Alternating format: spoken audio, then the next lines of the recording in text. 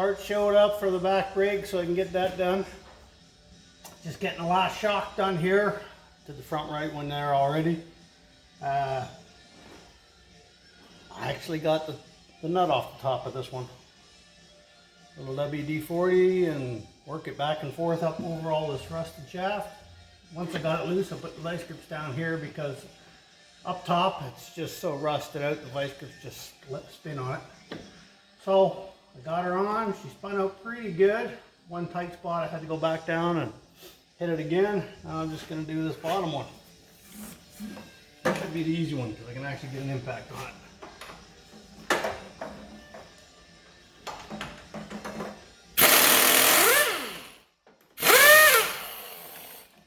I'm actually amazed. Every shock bolt, all the big ones anyways, every one of them come out without a fuss. Like, that bolt's in really good shape. I mean, they look hideous on the outside and the threads are rusty, but they all come out just perfect. I've never had that. I've almost always had to cut one or sawzall it off or use a torch. Every one of these come out. So don't get no complaints out of me today.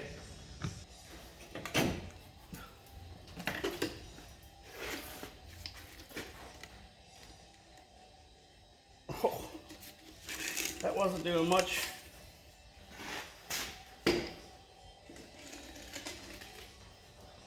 Yeah, not even springing back. I just compressed that all the way. It's not even springing a little bit. Okay, got the new shock ready to go in here. They're just cheapies I got off the Rock Auto. I think it paid like 25 bucks a shock.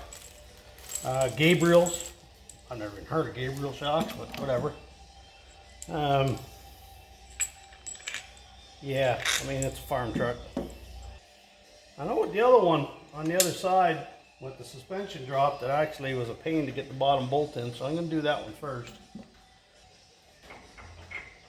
I don't know why the other one dropped. It's giving me such grief. I almost thought I had the wrong shock for a little while. Now, that's what I found on the other side. The top one was real hard to get the nut started. What I ended up doing was putting the jack, a piece of wood under and lifting the control arms up a little bit. And that's exactly the same on this side.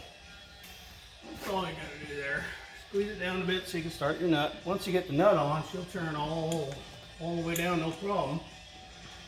You see, you got plenty of play in there. It's just you gotta squeeze those rubber bumps. And these ones have a second nut for a lock nut. But judging by the amount of rust on the old one, I find it hard to believe this was going to come off after about 2 weeks on there. Oh no, I scratched my new shock. Whatever will I do? Just putting in the back shocks here. When I put the bolts back in, I like to put them in a way where if I had to swing a hammer at them to knock them out in a year or two down the road, then I can do that.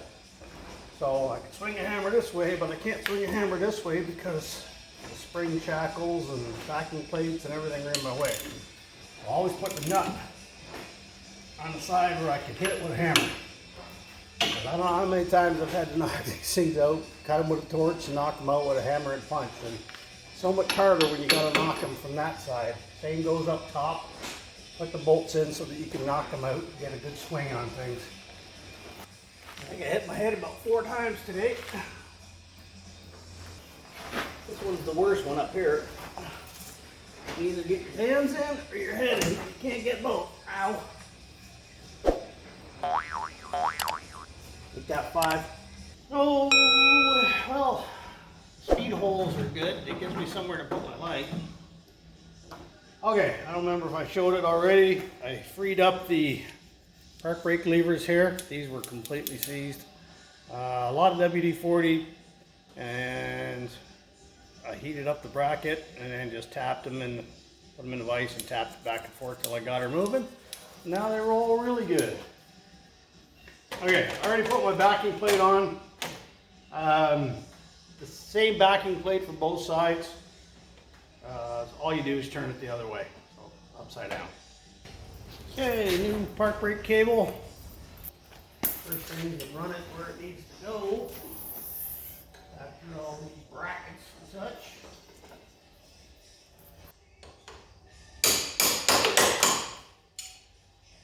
real easy way to tell which way this goes in case you forgot, whether it goes that way or that way.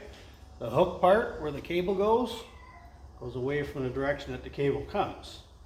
So in this case, that way.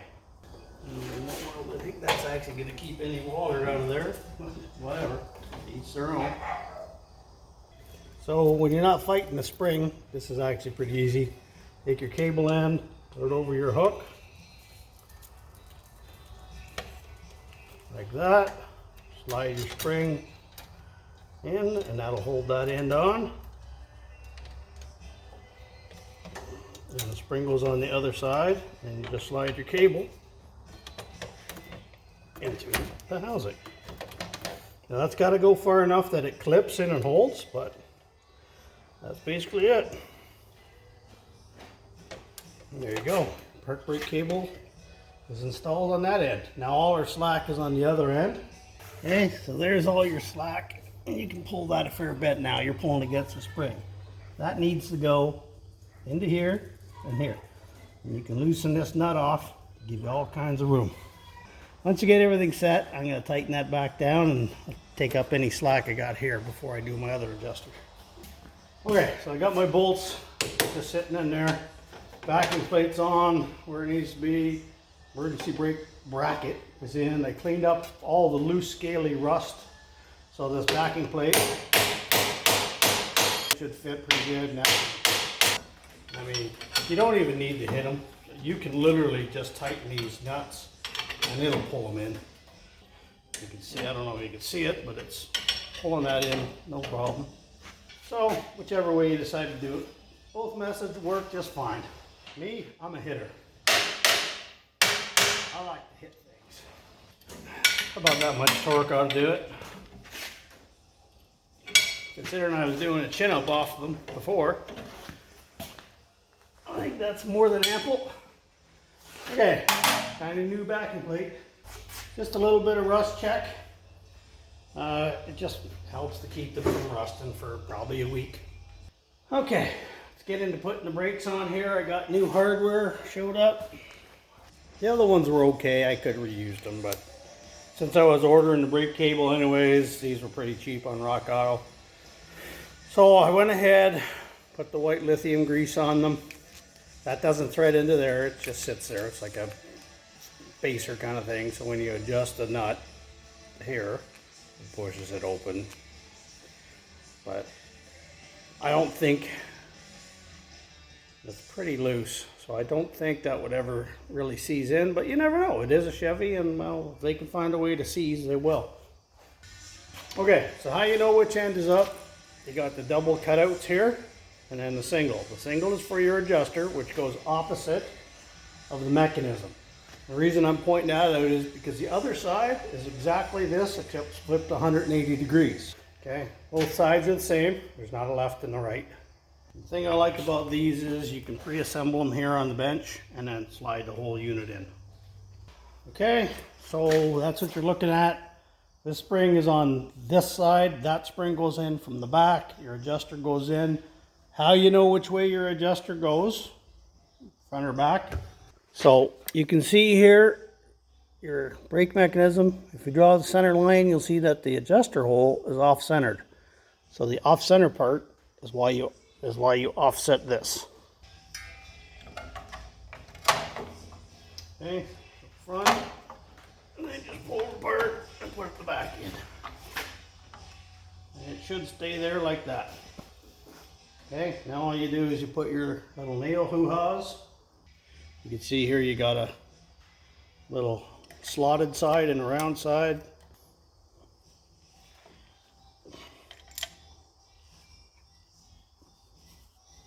Okay, and that's all there is to that.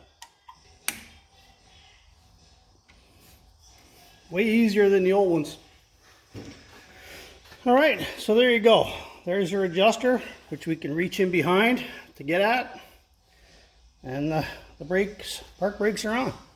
I'm gonna go do the other side real quick. I'm ready to put my axles back in. Careful not to smash your seal up.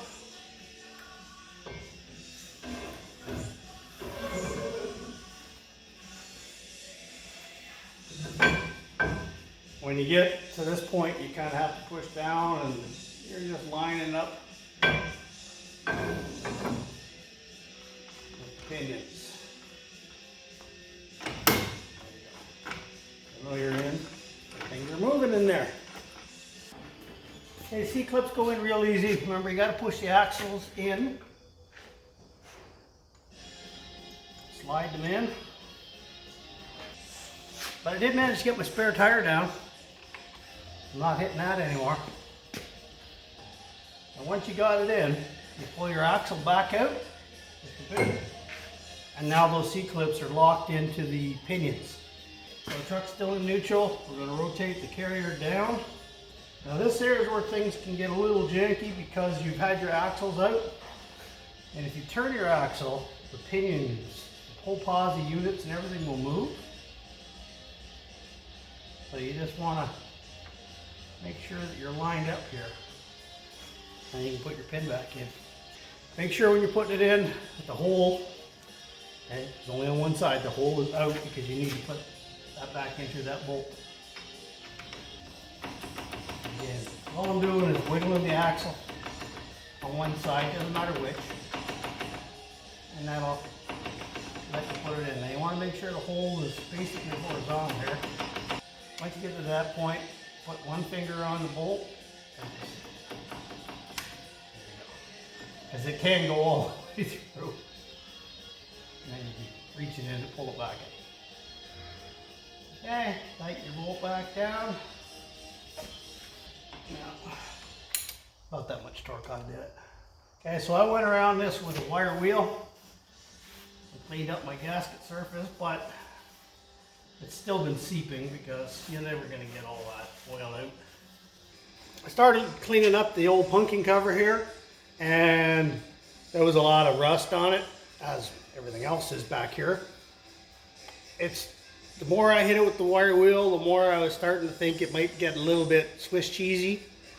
So I needed to buy new bolts anyway, so I went ahead and bought a new cover. So I'm not a fan of the silicone caulking gun and 3 inches of silicone to hold these darn things on, but I will admit it does work. Now what I do, this is what I'm a fan of, is a small bead on the inside, and then spread it around your finger.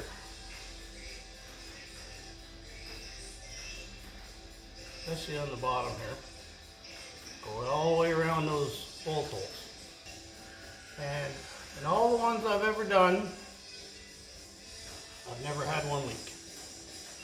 Right there. Nice little film of silicone, nothing insane. Okay, so there is a right, left, and an up and down on these 14 bolt axles.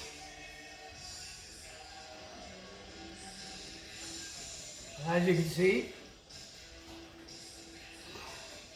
that's all we're doing on that side, and then we'll put some silicone on the cover. Now I ain't saying the people that do silicone are wrong, because that's not an argument that I'm prepared to get into. They have their method and I have mine, and both work. I'm usually the guy that's got to pull it off and fix it. And I hate having to fight with parts that are silicone on. Same goes for intake manifolds. I use it in the corners the way they suggest. And even with those GM valve covers and that, I seldom ever have one that leaks. And forget that you didn't open up your bolts, and use your teeth. So these new bolts came with the diff cover, already have pre-installed Loctite blue on them. So that's kind of nice.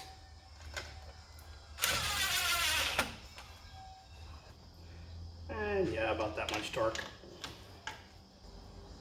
There's OCD kicking in again. Gotta be straight.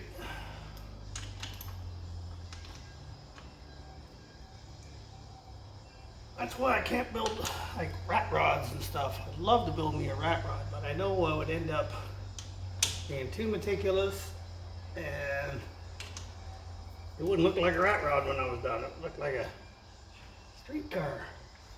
I've been watching a lot of that Rat Rod Bob. I don't know if you guys seen that one, but That Rod Bob, I like that thing. Vice Grip Garage is okay, but it's getting kind of repetitive. Not that there's anything wrong with it. I enjoy watching it. I think it's looking pretty sweet back here. Yeah, I got some kind of sickness here. I can't seem to put anything together without painting it. Not even an old farm truck. I don't know what I'm doing. I'm just putting some paint on it so it doesn't rot any more than it is. This POR stuff is pretty darn good. I've used it for years. I got a battery tray on that old 76 Blazer out there that was rotted in the 90s, and it still looks like the day I painted it. I had to paint the pot anyway, the cover. So I figured I may as well slap some paint around. Got the can open.